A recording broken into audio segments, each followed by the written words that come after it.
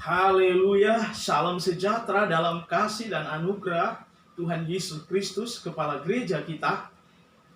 Pagi hari ini saya rindu kita akan diberkati oleh kebenaran firman Allah di dalam tema yang saya bagikan buat kita semua pagi hari ini adalah rumah kekal. Dalam bahasa yang banyak kali kita dengar, rumah kekal ini adalah tempat kediaman Allah yang menjadi idaman dari semua orang percaya, baik itu zaman perjanjian lama, zaman perjanjian baru, maupun zaman anugerah ini. Dan Alkitab berkata dalam Ibrani pasal 11 ayat 10, kita perhatikan firman Allah ini, sebab ia menanti-nantikan kota yang mempunyai dasar yang dibangun oleh Allah.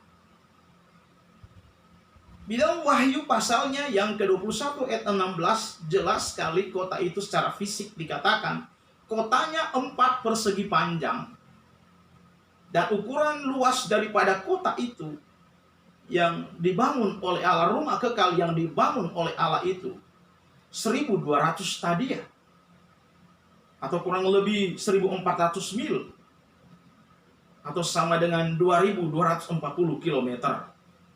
Ini merupakan rumah idaman kekal dari para pemercaya, mulai dari zaman perjanjian lama. Itu para nabi-nabi, itulah Nabi Habel, Nabi Henok, Nabi Nuh, Nabi Abraham, Nabi Ishak, Yakub, Yusuf, Nabi Musa, Nabi Daniel, Yesaya, dan nabi-nabi kecil lainnya. Bahkan para umat-umat Allah zaman perjanjian lama dan di zaman perjanjian baru, para rasul-rasul. Mulai itu Rasul Paulus, Rasul Yakobus, Rasul Yohanes, di mana Tuhan menyatakan kemuliaannya. Paulus melihat suatu penglihatan tentang di langit ketiga.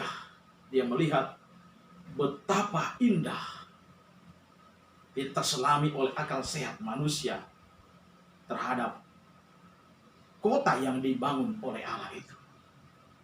Saudara yang dikasihi Tuhan, dan kota yang dibangun oleh Allah ini dalam bahasa Ibrani adalah Samayim, sementara dalam bahasa Greka adalah Auranoi. Auranoi ini mendapat predikat adalah surga kekal. Saudara yang dikasihi Tuhan, pertanyaannya bagaimana cara kita mau ke Yerusalem baru itu, mau ke kota yang dibangun oleh Allah ini? Kita harus pastikan, saudara, bahwa kita sudah penuh dengan Roh Kudus. Seperti Wahyu pasal 12 ayat 1 sampai 6, Wahyu pasal 8 ayat 13. Syarat mutlak untuk orang mau ke surga, syaratnya adalah kita harus pastikan bahwa kita sudah penuh dengan roh daripada Allah itu. Yang kedua, mari kita bertumbuh dalam kekudusan sesuai dengan standar Kristus. Dan yang ketiga, mari kita membangun ketekunan dan tetap setia dalam melakukan kehendak-Nya. Dan yang keempat, mari kita yang kuat mendorong mereka-mereka yang telah undur dari pengiringan kepada Tuhan agar kuat kembali selagi rahmat Allah masih berlaku. Dan mereka-mereka yang undur dan kembali untuk setia kepada Tuhan.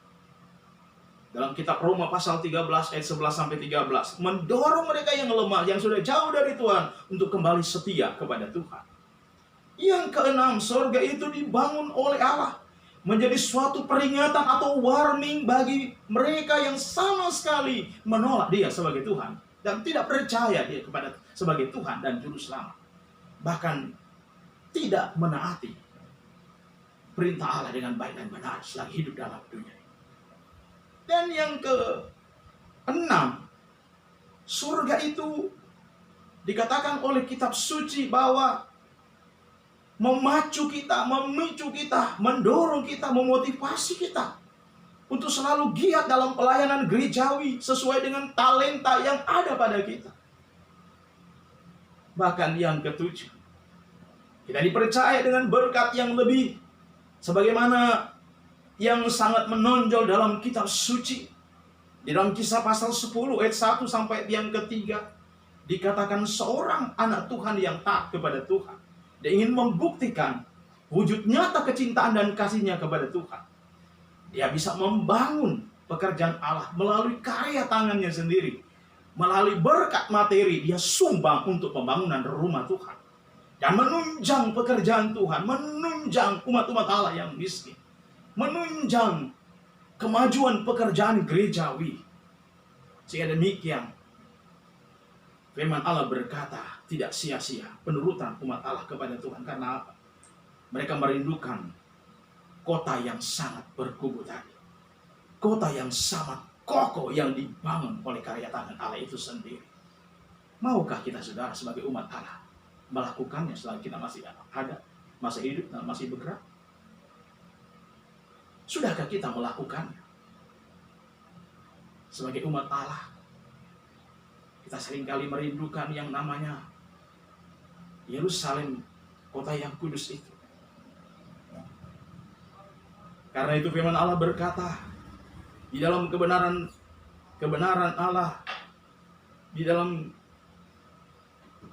kesimpulan firman Allah pada pagi hari, kembali ke poin 1 sampai ke poin 7 tadi, menjadi persyaratan sebagai umat Allah untuk memiliki Yerusalem, kota kekal tadi. Dan kata oleh kitab suci di dalam kitab Ibrani pasal 10 ayat 35 tadi, bahwa dia katakan bahwa jangan kamu melepaskan kepercayaanmu karena besar upah yang menantinya. Demikianlah kebenaran firman Allah yang saya bagikan buat kita semua pada pagi hari. Dan mari kita tunduk kepala, kita berdoa. Bapa yang baik, dalam nama Tuhan kami Yesus Kristus, kami telah mendengar kebenaran firman Allah dan nasihat Tuhan. Kami tahu semua kami merindukan Yerusalem baru, kota yang dibangun oleh Allah itu menjadi idaman bagi setiap orang. Karena itu, beri kami kemampuan Roh Kudus untuk kami mampu bertahan di tengah-tengah dunia tadi, dengan 7 perkara yang menjadi persyaratan mutlak untuk kami meraih kota yang kudus yang dibangun oleh Allah tadi. Terima kasih Bapak.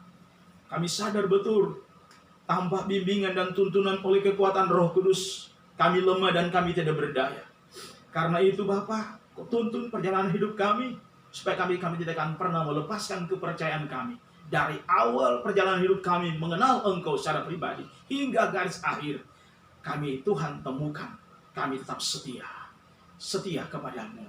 Di dalam nama Tuhan kami Yesus Kristus, kami berdoa dan mengucap syukur kepadamu. Haleluya, haleluya, haleluya. Amin. Shalom.